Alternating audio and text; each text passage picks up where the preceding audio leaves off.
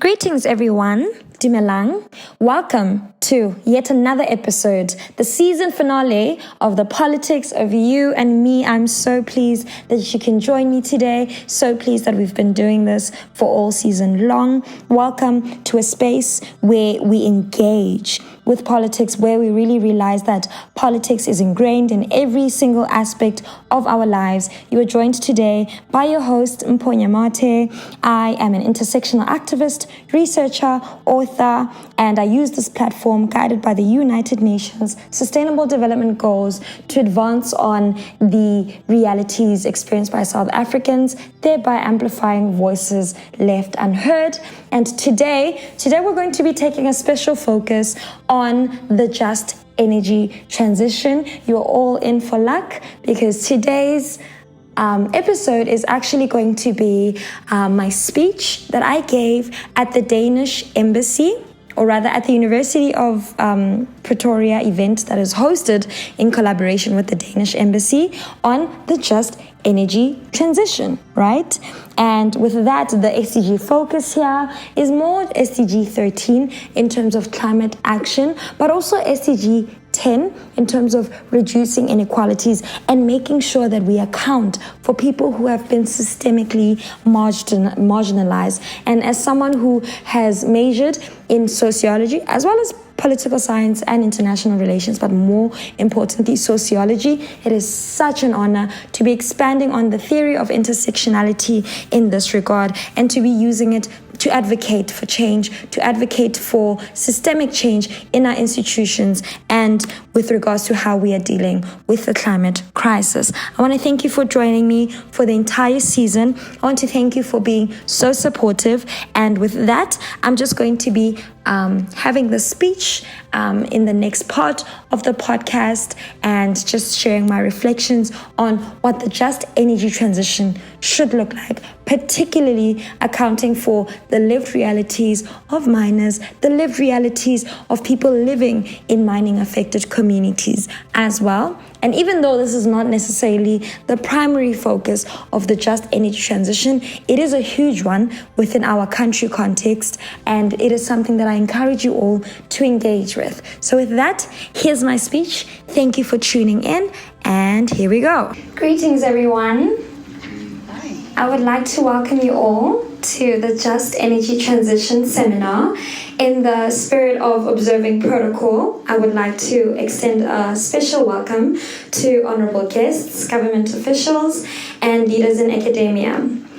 The Honorable Minister of Electricity and Energy, Ms. Samantha Jane Graham-Meyer, the Charge d'Affaires of the Danish Embassy in Pretoria, Ms. Singh Dam, the Embassy Youth Advisory Panel, colleagues of the Embassy, the Deputy Dean of Teaching and Learning at the University of Pretoria, Professor Zita Mokomane, the Head of the Political Science Department at the University of Pretoria, Professor Chris Izake, Professor Sven Buerta, a former lecturer of mine from UJ, a source of inspiration, the Deputy Secretary of the National Union of Mineworkers, Youth Structure, Noel Petlana, community leaders, civil society organizations, and all the bright young people who have joined us here today. Welcome. By choosing to be here today, we are standing in solidarity with the people being left behind in the face of a climate crisis, thereby making the commitment to bridge socioeconomic inequalities that worsen as the climate changes. By choosing to be here today as change makers, ground makers, thought leaders, way makers, we are actively working towards systemic change. For development to be impactful, it needs to be inclusive. This can only be achieved through a truly just transition. And with that, I want to ask you all, what does a just transition look like? My name is Mpho Nyamathe. I'm an intersectional activist, researcher, and podcast host.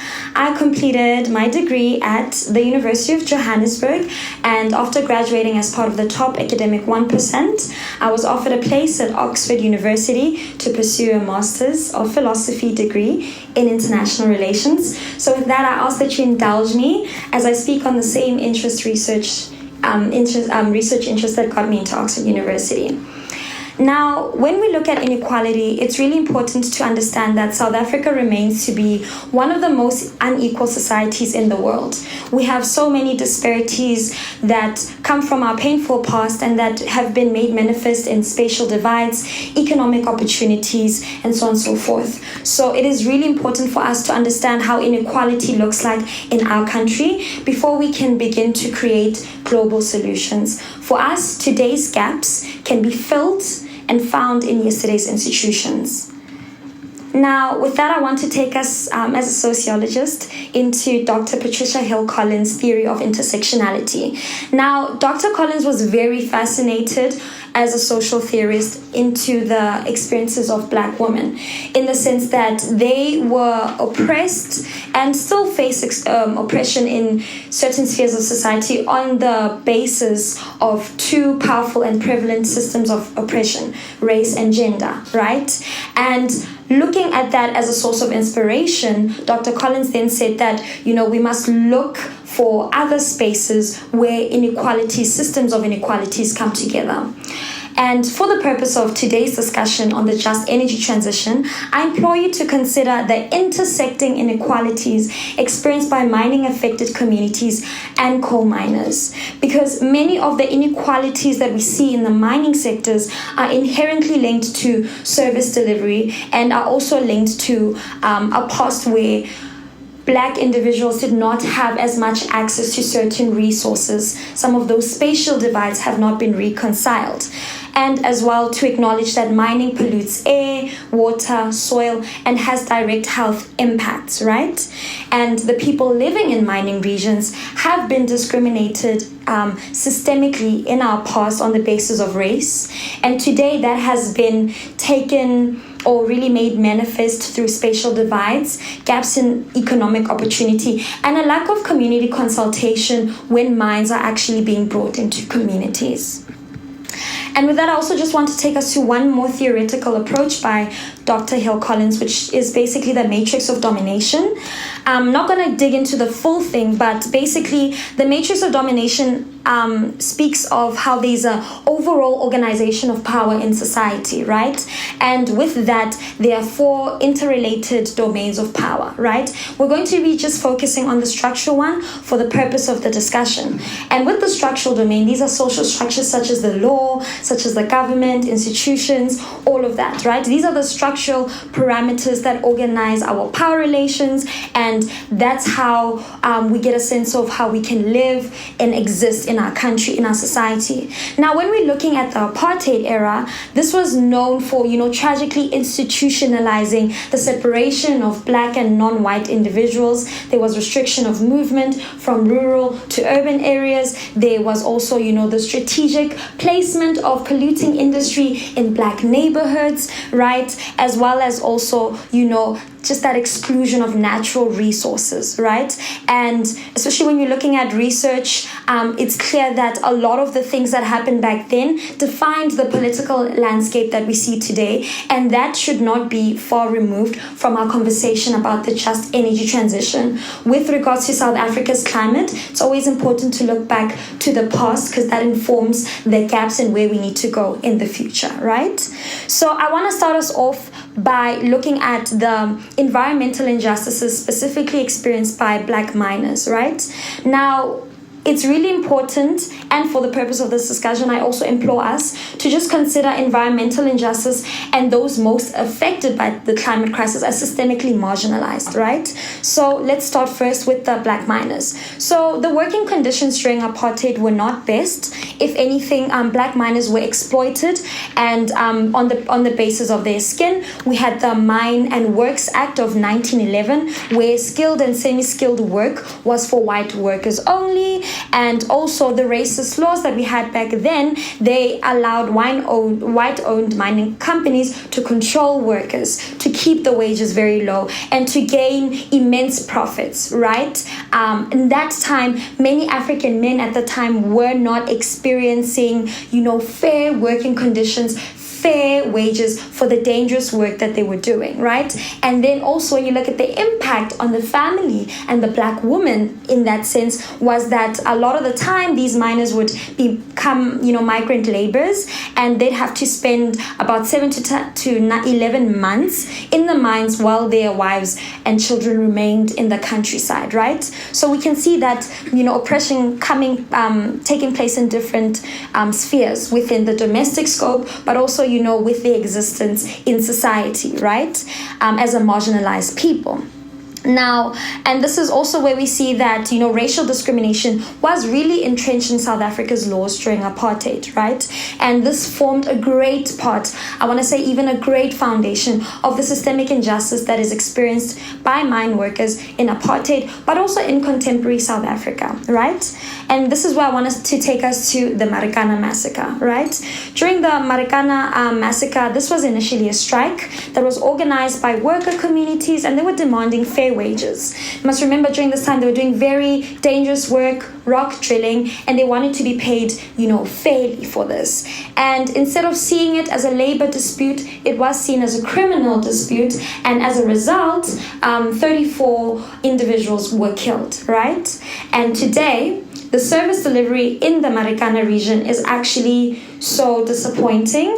So during my time at UJ as a sociology major, we were able to work with the widows of Marikana as per, looking at the future of work, but also the history of work and the history of mining. And they would tell you, painful stories about how there's a lack of service delivery, and even if they call the police in their regions, they're not really given the attention that they need, right?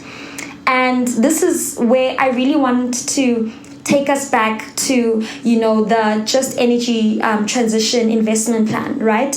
Because truly a just transition is one that accounts for coal miners who have built their livelihoods around South Africa's current energy mix, right? And I say that with regards to considering the lives of, people who lost their breadwinners, those families as well, and as well as looking at the structural domain that I mentioned earlier. This is where we really see that structures of oppression are really slow to change, like incredibly slow.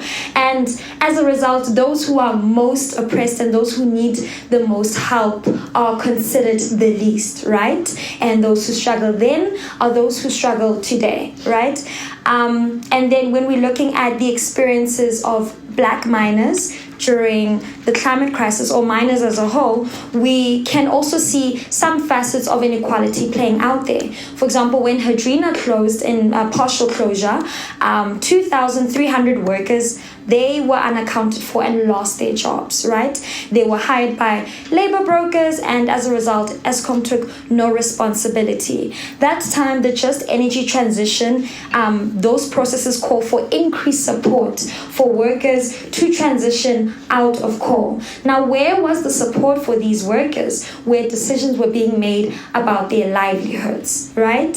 And this is where I really encourage us as policymakers, as change makers, as thought leaders. We really cannot be making policies about certain groups of people without them. In the words of the great Winnie Mandela, nothing about us without us. And I also just want to take us back to the COVID-19 pandemic. When COVID happened, we had a mass information campaign. We had messages sent on our phones. We had signs up in public areas to sanitize, to cover our faces, to do all of that, right? And in the face of the climate crisis, we need to have that same urgency, because at the rate at which the climate crisis is progressing, we need to be making climate literacy and these green jobs a part of our educational syllabus. this, not tomorrow, not next week, but right now. Because if we are already decommissioning coal, then the big question mark of the livelihoods of mine workers who've been systemically marginalized, those need to come to the forefront, right? And just going to quickly be talking about the Mpumalanga region. And for example, in the Mpumalanga region, some of the health impacts there, not just of workers, but people who live there as mining affected communities, there's thousands of deaths per year connected to air pollution. There's multiple cases, thousands of cases, about 9,500 cases of chronic bronchitis in children aged 6 to 12 in the Highveld region. And this is where most of Mpumalanga's coal mines are located. And this is where I implore us as well as thought leaders, as activists, as young people, to ensure that our laws match with our constitution. Because Section 24 of the Constitution guarantees everyone in this country the right to an environment that promotes their well-being, an environment that is good for future generations, that promotes ecological protection while preventing degradation, right?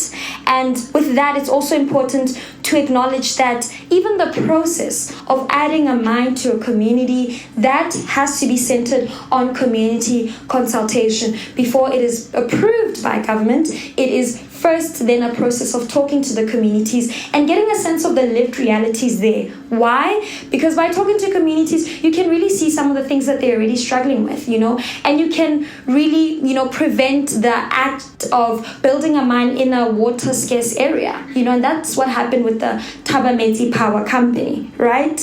So with that, I also just want to, as an intersectionalist, as an intersectional activist, just also talk about how women are most affected in the mining area as well, because in these regions they work harder to obtain clean water as per their domestic responsibilities. They grow food on degraded land, and they also work to take care of those who have fallen ill from exposure to the pollution, right? And the involvement also includes agency. When you're looking at Miss Promise Mabilo from the Vugani environmental movement, they were pivotal in the Cancel Coal campaign by talking about the community experiences and how adding more coal fire to the national grid would affect these communities and how they're really struggling. Women are also the most important, but also so oppressed in these settings. It's really important to account for them as well in our pursuit of the just transition, right? And we have one of the best constitutions, but we must put it to practice. I think that is a contemporary challenge with regards to how we're moving as a country with our policies, right? And by choosing to align ourselves with mining affected communities and mine workers at large, we are pursuing the kind of societal transformation that mimics the same joy that us and our ancestors felt when they were first allowed to vote. Now, what is your role as youth, right? I believe that young people should really be at the forefront of this in terms of, number one, you need to read, right? Reading, and then after that, write. Because our country needs educated leaders now more than ever. In the words of the great Nelson Mandela, education is the most powerful weapon which you can use to change the world. And then also, I would like to encourage you all to partner with impactful youth-led organizations such as the African Climate Alliance, their grassroots organization, and they look at Afrocentric climate justice as a source of advocacy. That's really important because we need solutions for South Africa. Even though climate change is a global crisis, we need to make sure that we localize it, because a lot of the emissions that we actually overlook, they come from our local municipalities where waste is being burned, but also in the mining areas as well, but definitely in the local areas. And we need to account for that. We need to localize our sort of advocacy with regards to the just transition. It can't just have an international focus, because our efforts need to be local first in order to be global and impactful on a global level, right? And then another thing is that it's really important to have active community consultations, right?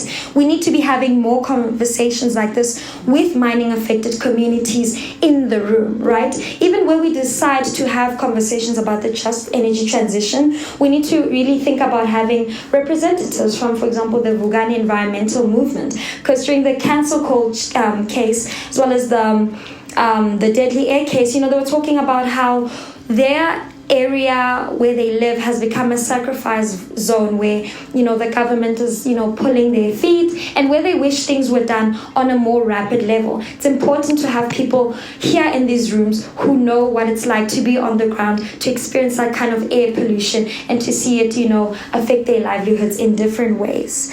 And the last recommendation that I have to the bright young people in the room like myself is to believe in yourself. And this is a bit of a personal one, but I implore you all to shake off the imposter syndrome. I say it because I also used to struggle. It's a battle, but it's really important to acknowledge the power that you have within you.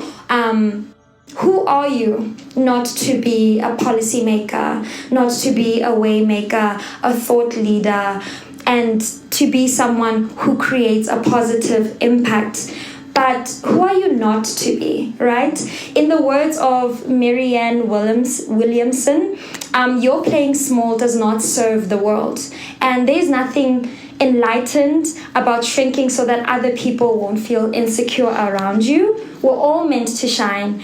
And as we let our own light shine, we unconsciously give other people permission to do the same. As we are liberated from our own fear, we, in essence, give a presence that automatically liberates others. So with that, I encourage you to keep showing up, to keep writing about these things, keep educating yourself, because like they said in the beginning, our wonderful remarks from the Charge d'Affaires, that we are not just the future, but we are the moment right now, and we can't make the changes that we need to make unless if we stand up and we show all the way out. Thank you so much for listening. Thank you.